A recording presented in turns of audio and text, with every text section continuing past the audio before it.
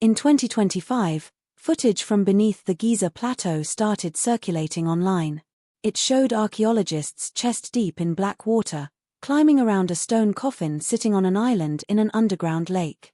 Human bones were visible on the floors above. Thick black residue coated giant stone coffins. There were no inscriptions, no prayers, and no clear answers.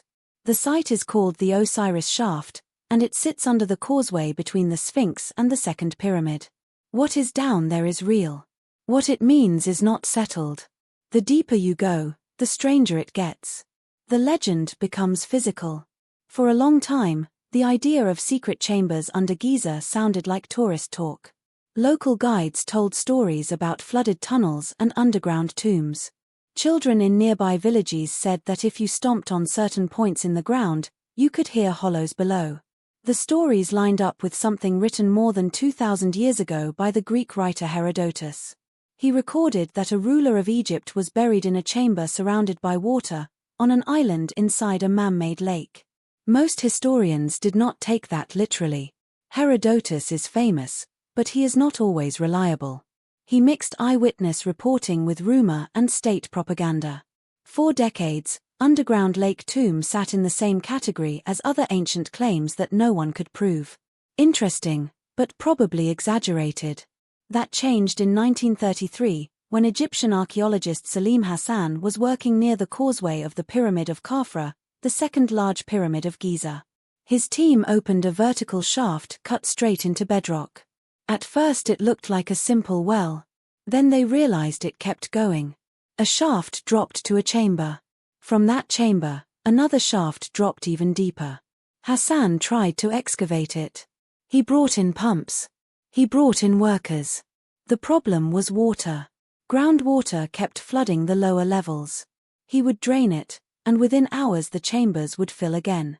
He fought that water for 4 years. In the end he had to stop, not because the shaft ended, but because the site would not let him continue without drowning the work. He did not reach the lowest level. He could not prove the lake story. He did, however, map a multilevel vertical complex cut into stone, and he logged coffins and later burials from Egypt's late period. He dated the use of the site to around 600 BCE and moved on.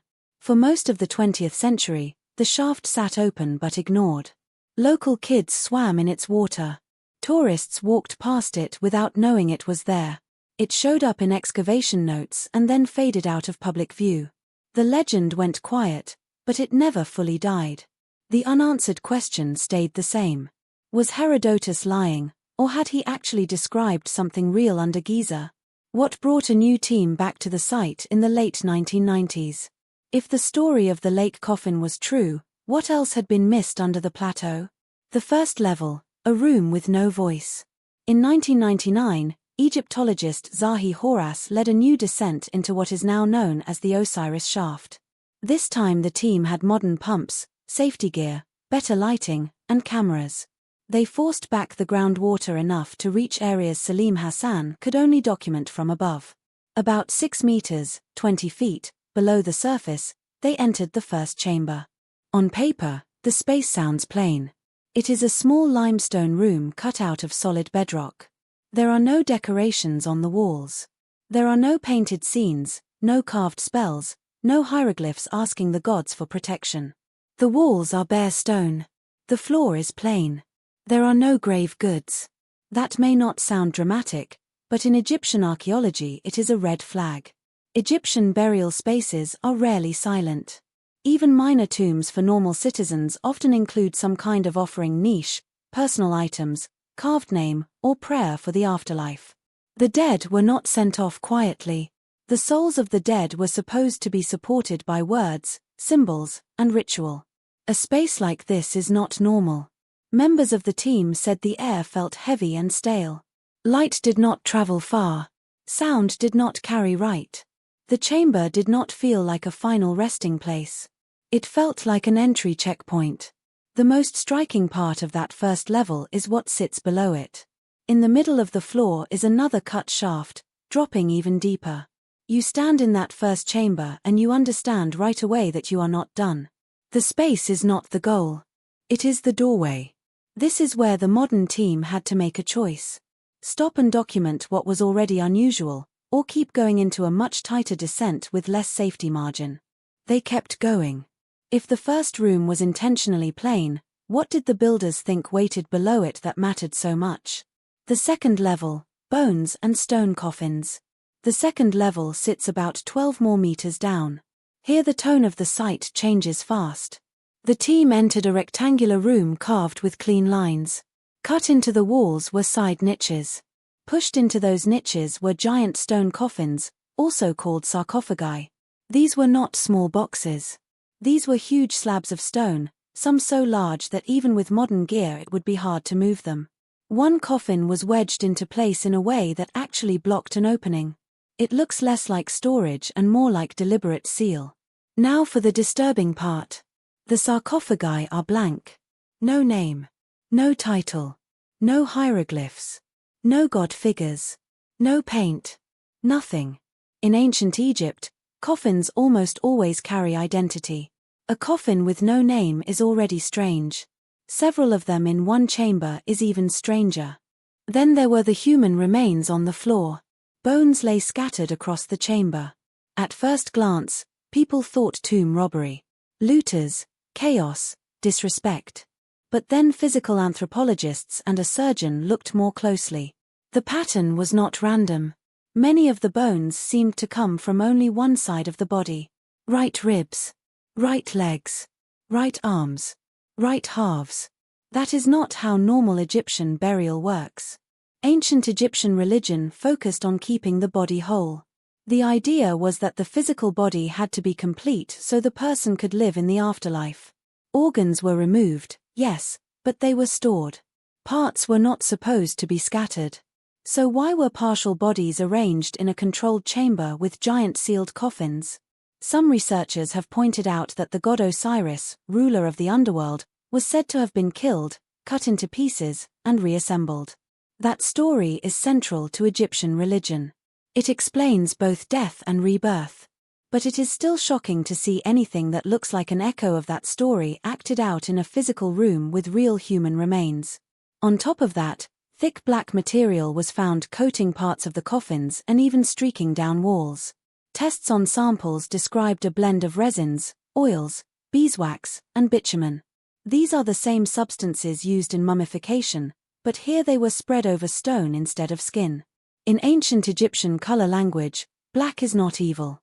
Black stands for rebirth and fertile renewal, like the rich soil left by the Nile flood. Covering these coffins in black embalming material could be read as coating them in the idea of resurrection. Then comes the practical problem. How did these giant coffins even get here? The vertical shaft above is so narrow that a single person has to angle their body to climb. The coffins weigh many tons each.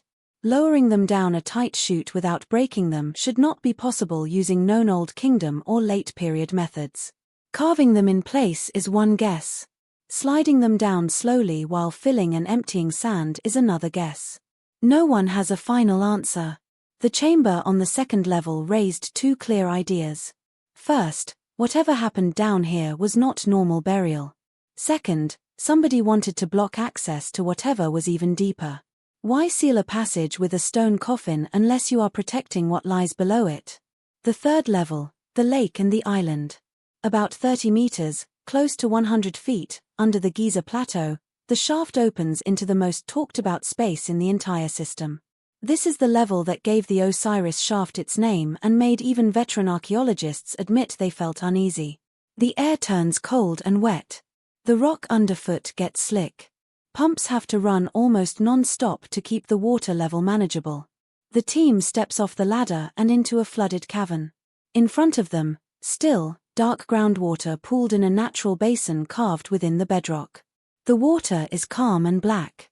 In the center of that water is a raised stone platform, like a rectangular island. Resting on that platform is a massive granite sarcophagus. Read that again. A stone coffin sits on what is basically an artificial island in an underground lake under Giza. This is almost exactly what Herodotus described more than 2,000 years ago. For years, people dismissed his island tomb in water as a fantasy. But this chamber forces a second look. 4 stone pillars stand around the coffin, like markers. The sarcophagus itself is huge, on the order of 10 to 15 tons. It shows mineral crust from long exposure to water. The chamber is cut and arranged in a way that looks designed, not accidental. The logistics are hard to explain. How do you lower a multi-ton granite box from the surface, through narrow vertical shafts, and somehow place it gently on top of a platform that is surrounded by water? Ancient builders did move heavy stone, yes. The pyramids prove that. But this is not an open ramp system. This is a vertical drop through bedrock. When they were finally able to open the sarcophagus, it was empty. No mummy. No grave goods. No carved spells. Nothing. That emptiness matters. An empty coffin in a sacred setting is not useless. It is called a cenotaph. A cenotaph is a symbolic tomb for a figure who is not physically present. Many experts now believe the flooded third level is not the burial of a specific human king. It is a ritual setting built to honor Osiris himself, the god associated with death, rebirth, and the underworld. In Egyptian belief, water is not just water. The underworld, known as the Duat, is often described as a place reached by traveling through darkness and water. The Nile flood each year was tied to the rebirth of Osiris and the renewal of Egypt. So from that point of view, placing a sarcophagus on an island in a controlled underground pool is not random drama. It is a physical recreation of death, judgment, and return. The chamber also behaves in a way that feels intentional. Sound in this flooded level does not echo the way you expect.